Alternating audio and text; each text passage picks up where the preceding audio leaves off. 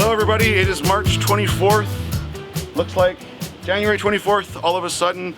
It is again a chilly, windy day, but I am thankfully hiding down from the North Mountain today. I came down to Elmridge Farm to see Greg, and I will introduce him here in just a moment. Just wanted to make a quick mention that Hydrostone is closed today. We are hoping to be open tomorrow, but we are uncertain yet as to whether or not our reconfiguration will be done.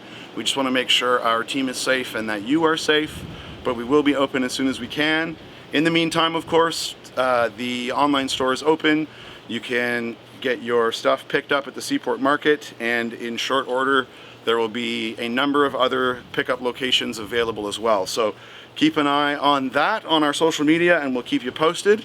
But anyway, the reason that I am off the mountain today during our self-isolation is to come down and see a friend of mine named Greg Gerrits. He is one of the owners of Elmridge Farm, and you may well know him and his family from the Seaport Farmers Market of many places, but he is one of our favorite vegetable producers. It's cold.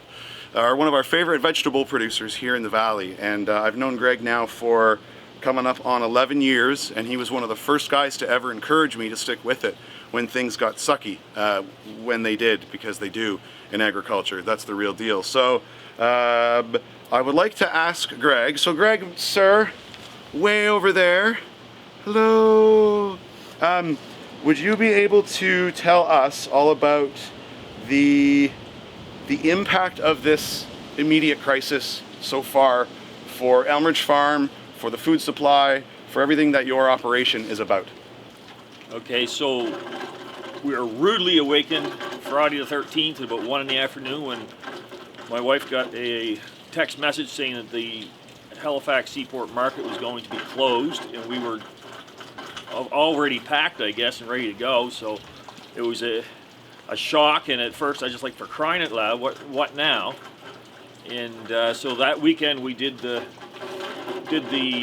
forum market anyway, but then by Monday things changed rapidly over the weekend, and I have to admit that even myself I was a little skeptical at first of how serious this was, because we hear various government agencies crying wolf all the time, and I've heard it too many times, but it's really sunk in now. And then Tuesday morning was an even worse awakening, because we thought, okay, so our markets have changed now, we can probably figure out a way to sell our stuff, because people are really interested in getting product now, because sales went crazy. But Tuesday morning I got up, checked my email, and my day got worse real quick. I had an email from an organization called Farms that organizes all the international employees that we have, and they said that the program was shut down for the season. There'd be no offshore help, and I went, oh no, we can't farm, we need help. So I wrote a little letter, and it got put on the internet, and it went crazy. And since then we've done a lot of thinking as to what we can do. We've got an online platform ourselves that we were working on, and we are making food available this weekend. You can order from our website and pick up at the old Forum Market parking lot, and we also have local delivery. We're working with a couple other partners that, anyways, it's all in flux right now because we're trying to figure this thing as we go. So we had 2 workers come last week just before the gate slam shut. We have them in isolation, and we now have 3 of 25 guys who work on this farm are here.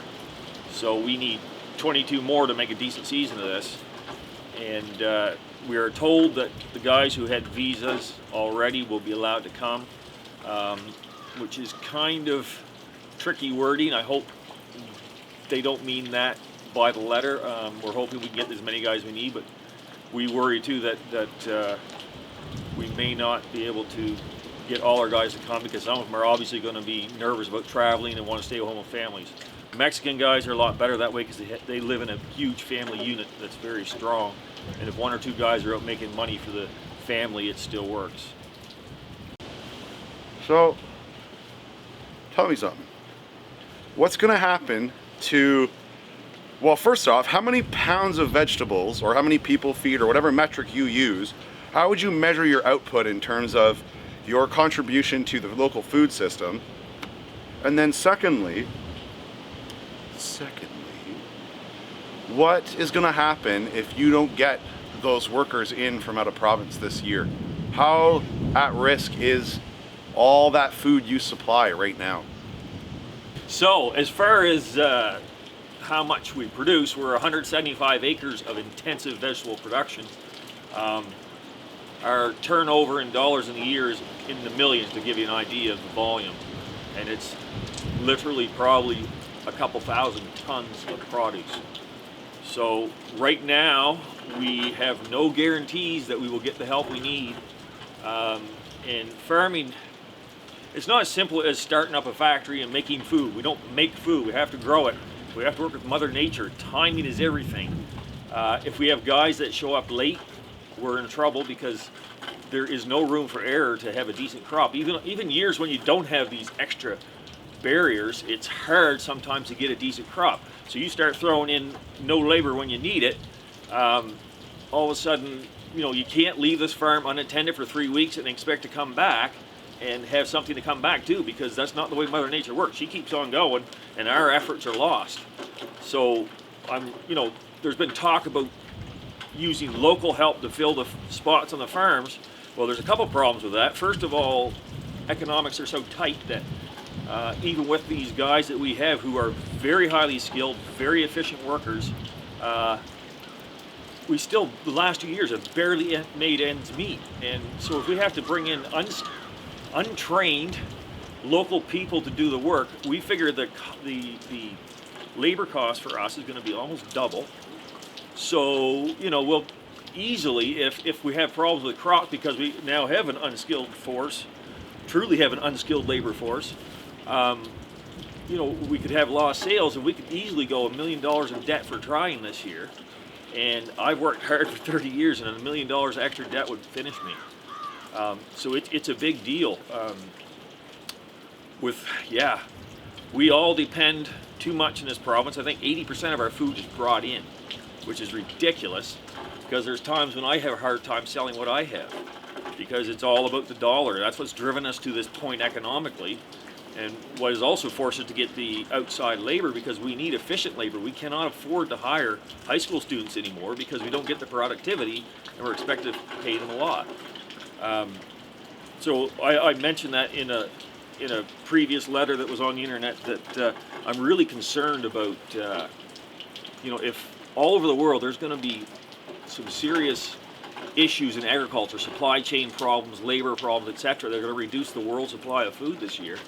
And we rely on importing food, and maybe as a well-to-do country we're going to have enough for ourselves, but I think the world supply of food this year is going to take a real beating, and there's going to be lack of food, and maybe not us that'll starve to death, but there could be people actually starve to death.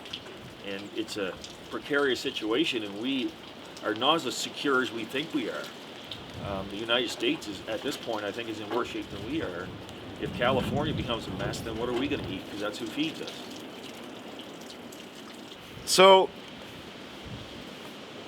I just want to clarify a point, that unskilled labor, when we talk about unskilled labor is a classification according to the federal government around labor code things. It's not that the guys that are coming up from Mexico and Jamaica and everywhere else are actually unskilled. They're incredibly skilled, and our food supply depends on that skill set. But the reality is that they're A, treated as unskilled workers in classification, and B, they are incredibly talented men who are able to coax out of the ground the food that feeds you and I. So what Greg is saying is that, we as producers are very concerned that our true skilled guys that have been working with us for all these years, if they're not able to get into the country like they normally are, we're going to have to rely on a workforce that is actually technically unskilled. So, Greg, thank you for everything. I'd like you to leave us with one concise, drive it home into the heads summary of that letter.